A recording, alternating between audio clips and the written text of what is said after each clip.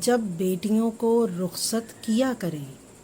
تو انہیں یہ مت کہا کریں کہ تم جس گھر میں جا رہی ہو اب وہاں سے تمہارا جنازہ ہی اٹھے گا، بلکہ انہیں یہ کہا کریں کہ ہم نے انسان کا بچہ دیکھ کر تمہارا رشتہ طے کیا ہے، اگر جانور نکل آئے تو واپس لوٹ آنا، تمہارے لیے گھر کے دروازے کھلے ہیں، اور اسلام میں بھی دوسری شادی کی کوئی قید نہیں ہے۔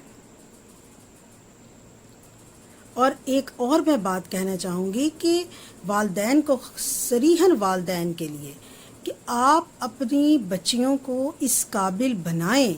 کہ وہ 2 وقت کی روٹی کے لیے کسی بھی جانور کی محتاج نہ ہوں، کیونکہ تھپڑ کھانا، مکے کھانا اور طنز کے تیروں سے اپنی روح کو لہو لہان کروانا اچھی بیوی کے فرائض میں شامل نہیں ہوتا۔ اپنی سوچ بدلیں، اپنے انداز بدلیں، اور بیٹوں کو سمجھائیں کہ یہ بیٹیوں کا گھر ہے جہاں پر وہ پلی بڑی ہیں، کیونکہ وہ بھی رخصت کرتے وقت یہی سمجھ لیتے ہیں کہ آج سے یہ گھر انہی کا ہو گیا، حالانکہ ایسا نہیں ہوتا۔ اسی چیز کا فائدہ کچھ جانور نما مرد اٹھاتے ہیں، اور آج جس رفتار کے ساتھ عورتوں پر تشدد کے واقعات بڑھ رہے ہیں، یہ تبھی رک سکتے ہیں اگر والدین اس وقت سٹینڈ لیں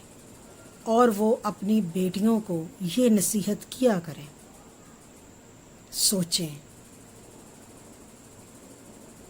کیونکہ کوئی حالات کو بدلنے کے لیے